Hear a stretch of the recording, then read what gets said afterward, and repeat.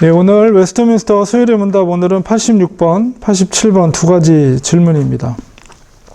예, 지난주 이제 10계명 마치고 구원의 여정 가운데 신앙과 그러니까 믿음과 회개에 관한 내용입니다. 86번은 예수 그리스도를 믿는 것이 무엇입니까? 예, 정답은 예수 그리스도를 믿는 것은 곧 구원 얻는 은혜인데, 이로 말미암아 말씀을 통해서 우리에게 주신 대로 구원을 얻기 위하여 우리가 예수를 영접하고 그에게만 의지하는 것, 이것이 바로 믿음입니다. 하나님께서 우리에게 주신 믿음. 그 믿음의 대상이 바로 예수 그리스도를 영접하는 것이죠. 그리고 예수 그리스도만 의지하며 사는 것, 이게 바로 진짜 믿음 있는 사람의 태도이고 삶이다, 이렇게 말씀드릴 수가 있고, 바로 그것이 구원에 이를 수 있는 은혜. 믿음은 우리가 갖는 게 아니고 하나님이 우리에게 선물로 주신 것입니다. 근데 그게 진짜 믿음 있는 사람은 예수 그리스도를 영접한 것이 바로 그를 전적으로 믿고 나가는 것, 그 증거가 있어야 돼요, 삶 속에서. 87번 질문은 생명에 이르는 회개가 무엇입니까?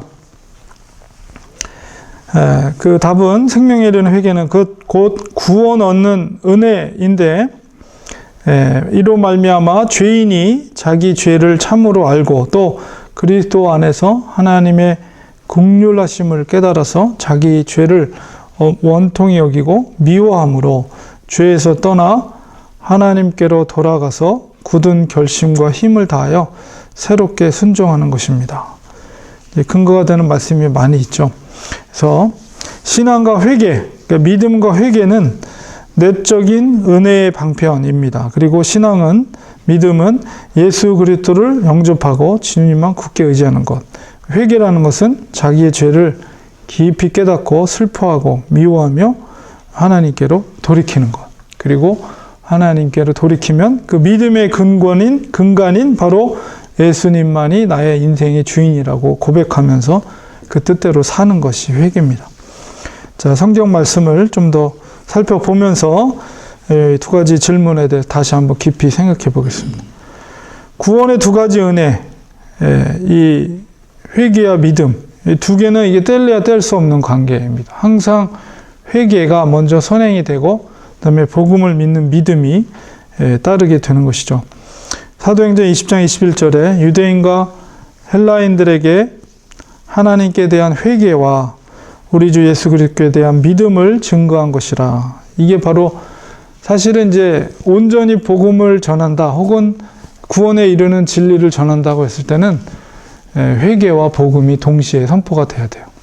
그래서 이 회개가 없이 복음이 들어가는 거는 이제 문제가 있는 거죠. 그러니까 일단은 회개, 내가 죄악의 길로 가고 있다는 것을 돌이키고 예수 그리스도를 내가 구주로 맞이할 수 있는 믿음의 자세는 나의 주인이 예수 그리스도 되심을 인정하는, 그리고 나의 죄를 인정하는, 거기서부터 이제 복음이 들어가고 은혜가 들어가고 믿음이 들어가서 이제 구원에 이르는 은혜가 입게 되는 것이죠. 신앙이라는 것은 믿음이라고 다시 말씀드렸어요. 신앙이란 무엇이며 그 믿음을 얻는 비결과 결과는 무엇입니까? 신앙이란 그리스도를 구주로 영접하여 믿는 것입니다. 그 믿음이라는 것은 바로 예수 그리스도를 나의 구주로 영접하는 것이 이제 그 신앙의 내용이고, 그 믿음의 신앙은 하나님의 말씀을 들음으로 얻습니다. 그리고 또한 믿음의 결국은 영혼의 구원입니다. 이제 성경적인 근거를 통해서 이제 그 믿음이 어떻게 되는 것인가, 믿음이란 무엇인가. 그래서 요한복음 1장 12절 영접하는 자, 그 영접한다는 것은 예수 그리스도를 구주로 받아들인다는 것이죠. 그런 자에게는 하나님의 자녀가 되는 권세를 주셨다. 그러니까 하나님의 자녀가 된다는 것은 권세죠. 왜냐하면 하나님의 합법적인 자녀가 된다는 것은 하나님의 모든 유산을 우리가 법적으로 받을 수 있는 그런 자격이 된다는 것이기 때문에 그거는 권세죠. 하나님의 자녀가 되는. 그래서 우리가 하나님을 아버지라고 이렇게 쉽게 고백할 수 있는 것은 너무 뭐 쉬우니까 뭐 굉장히 이렇게 뭐 쉽게 생각할 수 있는데 이건 엄청난 권세거든요. 그리고 로마서 10장 17절에 믿음이라는 것은 들음에서 나고 들음은 그리스도의 말씀으로 말미암느니라. 그래서 이 들음이라는 것은 이제 하나님의 콜링은 이제 내적인 콜링과 외적인 콜링이 있다고 그랬는데요. 그래서 이 들음이라는 것은 이 두 가지 의미가 다 이제 내포되어 있는 의미라고 할 수가 있습니다. 그래서 이제 우리가 전도를 하는 것은 그들에게 귀로 들리게 하는 거죠. 예수님 믿으세요. 하나님이 당신 사랑하십니다.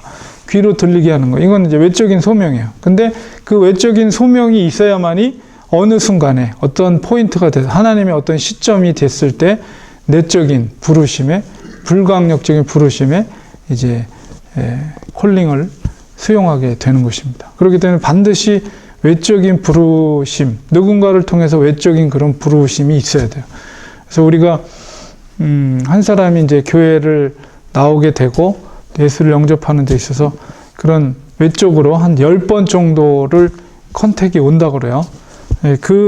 우리가 전도하는 것이 그 중에 하나가 될 수가 있는 거죠. 그래서 그 말씀을 들음을 통해서 이제 믿음이 생기게 된다. 그 믿음이 생기는 것은 내적인 소명 가운데 하나님께서 유효한 믿음을 주시는 것이죠. 베드로전서 1장 9절 믿음의 결국, 그러면 믿음의 결국은 뭐냐? 그것은 곧 영혼의 구원을 받음이라. 이게 얼마나 놀라운 축복인지 몰라요. 그러니까 우리가 기독교는 영혼 불멸설입니다.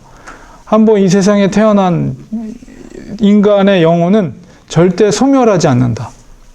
그러니까 여호와의 증인은 믿지 않는 자는 영혼이 그냥 죽으면 소멸한다 이렇게 가르쳐요. 죽는 순간 인간의 육체의 죽음과 함께 영혼은 소멸이 된다. 그게 이제 뭐 심판을 받은 거라고 이렇게 가르치지만, 그러나 정통 기독교에서는 그렇게 안 가르칩니다. 정통 기독교에서는 어린아이건 할아버지로 죽었건 모든 인류의 이 땅에 태어났던 모든 인류의 영혼은 절대 믿는 자나 믿지 않는 자나 소멸하지 않아요. 사라지지 않아요. 영원히 존재하는 거예요. 이게 영원 불멸설이에요. 문제는 뭐냐면 바로 하나님께 믿음으로 구원받은 그 영혼은 이제 죽음 이후에도 영원한 영생 복락을 누리면서 그 영혼이 살게 되지만, 그렇지 않은 영혼들은 불못에서, 영원한 꺼지지 않는 불못에서 지옥에서 영원히 살게 된다는, 그 영혼이 부활된 몸과 더불어서 얼마나 그렇게 그런 거를 우리가 볼 때 이게 믿음의 선물과 또 우리가 영생을 얻는다는 것, 구원을 얻는다는 것이 얼마나 놀라운 축복인가. 우리가 눈에 보이지 않고 그 지옥의 고통을 우리가 체험하지 못했기 때문에 그 사람들이 모르기 때문에 저 사람들이 도대체 왜 저 마켓 앞에 나와서 저렇게 뭐 예수 믿으라고 하는가에 대해서 모르기 때문에 그 사람들이 그러는 거지, 만약에 이 사실을 알고 깨닫는다면 이게 어떤 일인가, 어떤 엄청난 일인가를 이제 알게 되겠죠. 근데 어떻게 하겠어요? 눈이 막혀 있고 귀가 막혀 있으면 아무리 얘기를 해도 들을 수 없고 볼 수가 없는 거예요. 그렇기 때문에 믿음이라는 것은 좀 하나님의 은혜일 수밖에 없습니다. 그래서 어쨌든 아직 돌아야 될 하나님의 자녀들이 있기 때문에 우리는 계속해서 전하고, 또 타문학관에 가서 그런 불편한 생활을 하면서까지도 자녀들이 힘든 걸 경험하면서까지도 타문학관에 가서 그렇게 하는 것은 바로 돌아야 될, 그 민족이 주께로 돌아야 될 자녀들이 있기 때문에 하나님의 주님의 말씀에 순종해서 선교사로서의 소명을 받고 타국에 가서 복음을 전하는 거죠. 히브리서 10장 39절 우리는 뒤로 물러가 침륜에 빠질 자가 아니요 오직 영혼을 구원함에 이르는 믿음을 가진 자니라. 사도행전 16장 31절 가로되 주 예수를 믿으라. 그리하면 너와 내 집이 구원을 얻으리라. 로마서 3장 22절 곧 예수 그리스도를 믿음으로 말미암아 모든 믿는 자에게 미치는 하나님의 의인이 차별이 없느니라. 세 번째로, 하나님 앞에서 죄를 영원히 숨길 수 있습니까? 없습니다. 다만 회개하는 것이 최고의 길입니다. 민수기 23장 23절에 야곱을 해할 사슬이 없고 이스라엘을 해할 복술이 없도다. 이때에 야곱과 이스라엘에 대하여 논할진대 하나님의 행하신 일이 어찌 그리 크고 크뇨 하리로다.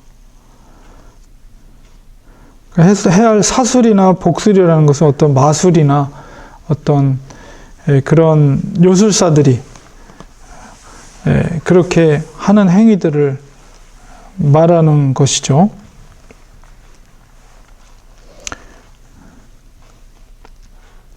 이사야서 59장 12절 대저 우리의 허물이 주의 앞에 심히 많으며 우리의 죄가 우리를 쳐서 증거하오니 이는 우리의 허물이 우리와 함께 있음이라. 우리의 죄악을 우리가 아나이다. 그러니까 어떤 사술이나 복술로도 죄를 사할 수 없고 숨길 수 없고 우리의 죄를 영원히 숨길 수 없다는 것이에요. 그렇기 때문에 우리에게 그 죄를 사할 수 있는 길은 회개하는 것입니다. 물론 이제 구약 시대에는 제사 제도를 통해서 했지만 지금은 예수 그리스도를 믿는 믿음으로 예수 그리스도의 이름으로 회개를 하는 것이죠. 참된 회개의 특징이 무엇입니까? 그것은 후회 없는 구원에 이르게 한다. 고린도후서 7장 10절에 하나님의 뜻대로 하는 근심은 후회할 것이 없는 구원에 이르게 하는 회개를 이루는 것이요 세상 근심은 사망을 이루는 것이라. 근심에 이제 두 가지 종류가 있습니다. 그래서 하나님의 뜻대로 하는 근심이라는 것은 말씀이 우리 속에 죄악이 있을 때 그 근심하게 해요. 그래서 내가 죄를 범했구나. 내가 잘못했구나. 하나님 앞에. 그런 근심은 이제 회개를 동반하게 되죠. 그래서 그 회개를 통해서 이제 다시 회복되고 이제 그것이 바로 구원에 이르게 하는 결과를 얻게 하지만 세상 근심이라는 것은 이거는 쓸데없는 근심이에요. 이거는 정말 사람을 죽이게 하는 근심이죠. 그런 세상의 근심은 말씀 그대로 죽음에 이르게 하는 것입니다. 그러니까 하나님의 말씀을 통해서 하나님의 뜻대로 하는 근심은 우리가 회개를 동반하게 된다. 그것이 회개는 결국 죄사함. 그러니까 이게 회개는 특히 이제 죄를 두 가지로 구분을 합니다. 이제 원죄, 오리지널 신, 아담이 지었던 원죄와 그 다음에 자범죄라고 그러죠. 본죄라고도 하고 자본죄라고 하는데 그건 뭐냐면 내가 지은 죄. 그러니까 이제 원죄 문제는 십자가의 피 흘림으로 완전히 깨끗하게 이제 문제가 해결이 됐어요. 그런데 이 자범죄, 본죄, 내가 짓는 죄는 어디서 비롯되느냐라고 했을 때 바로 이 원죄로부터 비롯되는 거예요. 우리가 죄를 범하는 것도. 이 원죄 문제를 십자가의 피로 해결해 주었기 때문에 그 원래 죄가 시작되는 근원을 해결해 줄 수 있는 능력이 예수의 피가 있고 예수의 피와 능력으로 해결됐기 때문에 내가 죄를 범하는 자범죄, 본죄도 역시 예수 그리스도의 피의 능력으로 용서함을 받을 수가 있는 거죠. 바로 그게 회개입니다. 그러니까 내가 지은 죄, 원죄 문제는 완전히 십자가로 해결이 됐지만 내가 짓는 죄, 그리스도를 믿어도 살아가다 보면 죄를 범하잖아요. 때로는 거짓말을 할 때도 있고, 때로는 형제를 미워하는 마음을 가질 때도 있고, 음행의 문제라든가 그런 문제들 앞에서 우리가 죄를 범한단 말이에요. 근데 그런 걸 이제 본죄, 자범죄라고 그러는데 바로 그 문제도 역시 예수 그리스도의 피와 그 능력으로 용서함을 받을 수 있는데 그게 바로 회개라는 거죠. 회개의 길. 그래서 회개를 통해서 죄 사함을 받고 그 다음에 근본적인 것은 단순하게 내가 잘못했구나 해서 끝나는 것이 아니라 잘못된 길로 가던 걸 완전히 돌이켜서 주님이 원하시는, 주님이 기뻐하시는, 주님이 주인 되시는 그 그리스도인의 삶으로 돌이켜서 그 길을 가게 하는 것이 바로 회개다. 우리 회개에 대한 하나님의 은총은 무엇입니까? 용서의 은총뿐 아니라 그 죄를 기억조차 안 하신다. 이사야 55장 6절 7절 너희는 여호와를 만날 만한 때에 찾으라. 가까이 계실 때에 그를 부르라. 악인은 그 길을, 불의한 자는 그 생각을 버리고 여호와께로 돌아오라. 그리하면 그가 긍휼히 여기시리라. 우리 하나님께로 나아오라. 그가 널리 용서하시리라. 하나님은 긍휼의 하나님, 용서의 하나님. 히브리서 8장 12절에 내가 저희 불의를 긍휼히 여기고 저희 죄를 다시 기억하지 아니하리라 하셨느니라.